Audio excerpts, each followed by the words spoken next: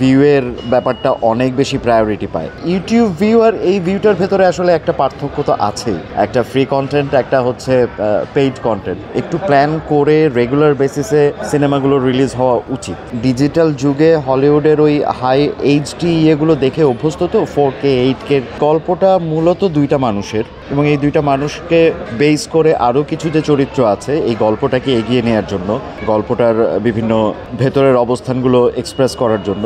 আমার চরিত্রটা সেরকম একটা নিয়ামক আর কি। আমার চরিত্রের নাম হচ্ছে লক্ষণ। এই সিনেমার যে মূল চরিত্র আজাদ, সেই আজাদের অন্যতম একজন সাপোর্টার যে তাকে অনেক কেয়ার করে। আমাদের ইন্ডাস্ট্রিতে একটা কঠিন প্রশ্ন প্রায়োরিটির জায়গাটা। আমি ব্যক্তিগতভাবে হচ্ছে ডিরেক্টরের স্বাধীনতার উপরে অনেক বেশি বিশ্বাস করি। কোনো ডিরেক্টর যদি আমাকে মনে করে যে এই চরিত্রটায় সেতু ভাই ভালো করবে, সেটা যদি একটা দৃশ্য হয়। Jamuna AC, the goodness of purified air. আমার বাসায় এনেছি যমুনা ইসি, আপনি কিনছেন তো? সেটা আমার কাছে কোনো সমস্যা না। ওইভাবে ক্যারেক্টার প্রায়োরিটি বা আমি কখনো ভাবি না। আমি 100% ডিরেক্টরস অ্যাক্টর। ডিরেক্টর আমাকে যেখানে কাজে নামাবে আমি শুধুমাত্র ওই জায়গাটায় কনসেন্ট্রেট করব, এর বেশি কোনো কিছু ভাববো না। ব্যক্তিগত অভিজ্ঞতা থেকে যদি বলি, হ্যাঁ, একটা বিটার এক্সপিরিয়েন্স আমাদের টেলিভিশন সেক্টরে হয়েছেই, যে ওখানে ভিউয়ের ব্যাপারটা অনেক বেশি প্রায়োরিটি পায়। আশ্চর্যজনকভাবে আমি যখন মোটামুটি রেগুলারলি আপনার সিনেমা বা ওটিটি কন্টেন্টগুলো কাজ করছি, আমি কিন্তু রেসপন্স খুব ভালো পাচ্ছি। আমি অডিয়েন্স রেসপন্স শুধুমাত্র আমাদের এখানকার না, পশ্চিমবাংলা বা দেশের বাইরে থেকেও আমি প্রচুর মেসেজ পাই।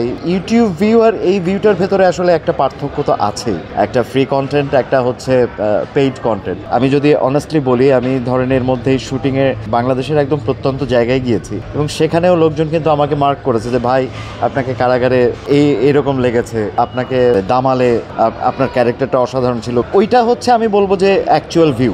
সেটা যদি খুব কমও হয়, সেটা মানুষের মনে আসলে এফেক্টটা ফেলে। আমি অভিনেতা, সব ধরনের গল্পে আমি কমফোর্টেবল, সব ডিরেক্টরের সাথে আমি কমফোর্টেবল। আমি ব্যক্তিগতভাবে পলিটিক্স থেকে 100% দূরে থাকি, এবং আমি এগুলো নিয়ে আসলে কখনো মাথা ঘামাইও নি।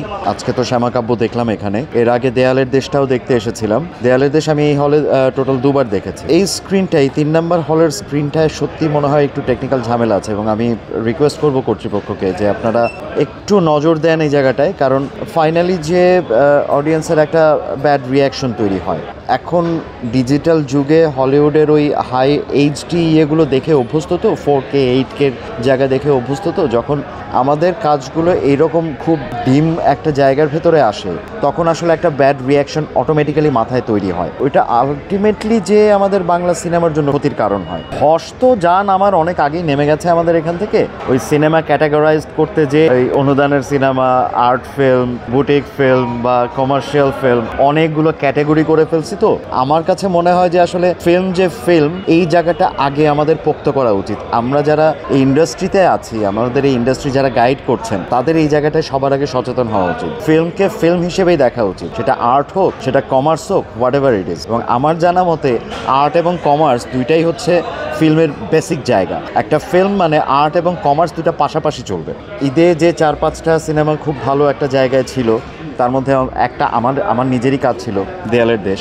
আপনারা যতক্ষণ না প্যাট্রোনাইজ করবেন আমাদের ইন্ডাস্ট্রিটাকে, ততক্ষণ আসলে ইন্ডাস্ট্রিটা আরও শক্ত জায়গায় দাঁড়াবে না। ডেফিনেটলি বাইরের ছবি চলবে, দিস ইজ দ্য মাল্টিপ্লেক্স, সব ধরনের ছবি চলবে, কিন্তু সেটার একটা রেশিও মেনটেন করা উচিত আমার মনে হয়। একটু প্ল্যান করে রেগুলার বেসিসে সিনেমাগুলো রিলিজ হওয়া উচিত, কারণ আমরা শুধুমাত্র 2টা ঈদকে টার্গেট করে যখন সিনেমা রিলিজ করছি, তখন অডিয়েন্সও কিন্তু আসলে ওই ঈদের জন্যই ওয়েট করছে যে ঈদে ভালো সিনেমা আসবে। প্রতি মাসে একটা সিনেমা যদি একটু গ্র্যান্ড রিলিজ হয়, একটা সিনেমার উপরে কনসেন্ট্রেট করা হয়, তাহলে ওই সিনেমাটা রান করবে ভালোভাবে। আমার কাছে মনে হয় বাজেটটা যদি ফ্যাক্ট হতো, তাহলে তো অনেক বিগ বাজেটের ফিল্মও অনেক সময় ধরা খেয়েছে। বাজেট যদি ভালো থাকতো, তাহলে তো ওই ফিল্মটা সুপার ডুপার হিট হয়ে যাওয়ার কথা। ইভেন অমিতাভ দাই তো অনেক দিন আগেই টেলিভিশনে বলেছেন যে আমরা জানি Aynabaji super hit, Aynabaji blockbuster, Aynabaji অনেক লাভ করছে। অমিতাভ দা নিজে স্বীকার করেছেন টেলিভিশন চ্যানেলে যে ওটা এখন পর্যন্ত লসে আছে। সো আমার কাছে মনে হয় না যে বাজেটের দিকে আগে কনসেন্ট্রেট করা উচিত। আমার কাছে মনে হয় যে গল্পের দিকে কনসেন্ট্রেট করা উচিত।